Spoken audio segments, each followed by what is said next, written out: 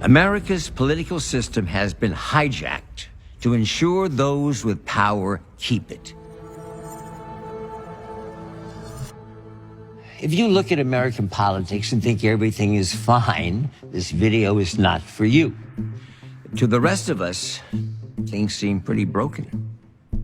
I mean, our forefathers created a beautiful system, and we live in a magical country. How the hell did things get so bad? These days, just 2% of Americans trust that our elections work how they're supposed to. Congress has an approval rating of 20%. Our leaders are locked in partisan warfare, and they aren't fixing anything. And we're angry. We're angry at the system, at each other. Our country is getting poorer, sicker, more divided, and our families are paying the price. We don't even talk to each other anymore.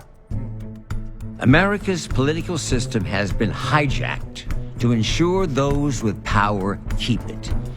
And for the rest of us, well, it's not so good. I'm going to show you exactly how today's political system is creating the problem, exactly how we fix it, and how the solution ultimately depends on you. This Venn diagram shows the relationship between an elected official doing what the people want and their likelihood of getting reelected. Ideally, they'd serve the people and have a high likelihood of reelection. But a recent Harvard Business School report by Professor Michael Porter and Catherine Gale showed that the relationship looks more like this. They found virtually no correlation between serving the will of the people and getting reelected.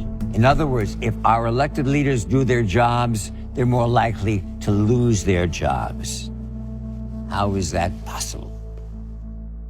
The report blames it on two privately held, gain-seeking organizations, America's two major political parties. In 2019, both major parties publicly threatened to blacklist candidates and contractors who veered from the party lines. They control the money, the debates, the primaries. They even draw their own voting districts. A full 61% of Americans want another option. But any third party or independent who runs is seen as a spoiler. So year after year, we choose between the lesser of two evils, Democrats, Republicans, Republicans, Democrats. In any other environment, a new competitor would swoop in to better serve their constituency. You hate your cable company? Here comes streaming. But the two parties have rigged the system to block competition. But it gets worse. In 86% of House races, we now know which party will win the general election before it even starts. That means all of the competition is in the primaries, where as few as 14% of voters participate. And primary voters tend to be more partisan than those who vote in the general election. So the most partisan candidates win the primary. They're virtually guaranteed to win the general, so you can guess what happens next. Over time, the parties move further and further apart. This graphic shows members of Congress who worked with the other party to pass a law in 1953. The gray lines represent their collaboration. The more lines you see, the more times they crossed party lines to pass a law. This is how it looked in 67, in 81. Look what happened in 1995, and by 2011, it represents where we are today. Hardliners are rewarded, collaboration is vilified. Congress is so gridlocked they can't even pass the most basic laws to improve the lives of everyday Americans. For the first time since the Great Depression, life expectancy in the U.S. is actually going down while it goes up in the rest of the world. We were once ranked top in the world for education. We've fallen to 27th. We can't afford life-saving prescriptions, and medical bills are forcing families into bankruptcy. Almost half of American families can't even afford basic necessities like rent and food. What I want to know is, how do we fix it?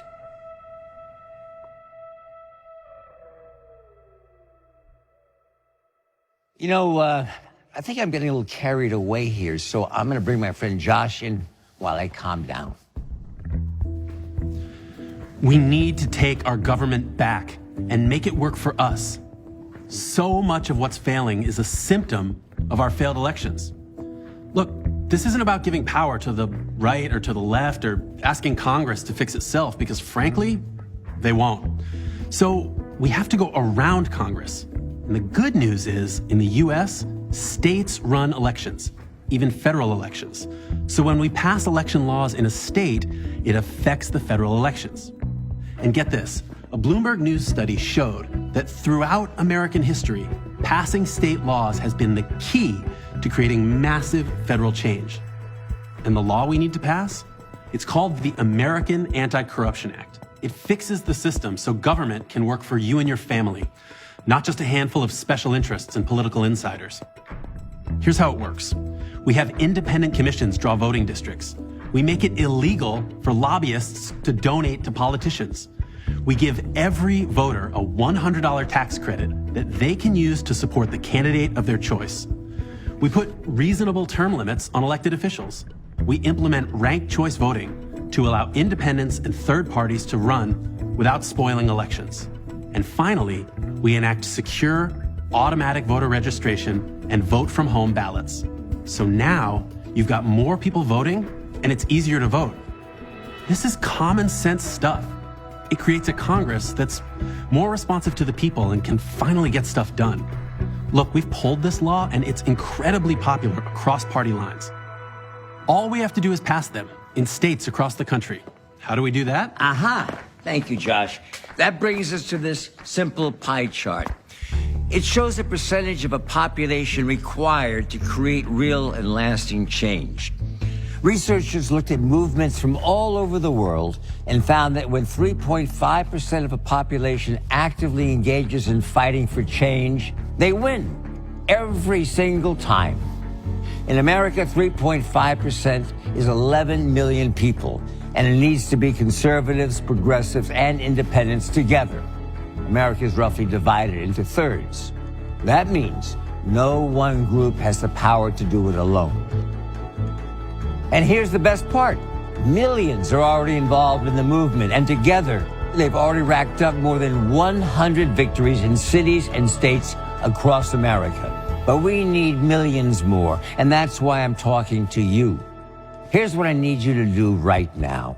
Go to represent.us and sign up to be part of the next anti-corruption victory in your state. There are already people near you fighting, and they need your help.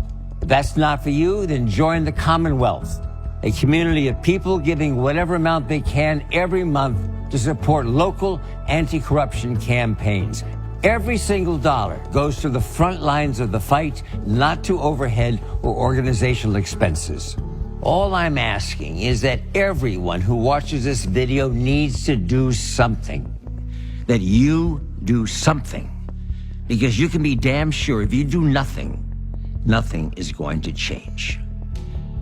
I'm here to tell you that your voice does matter. Join us.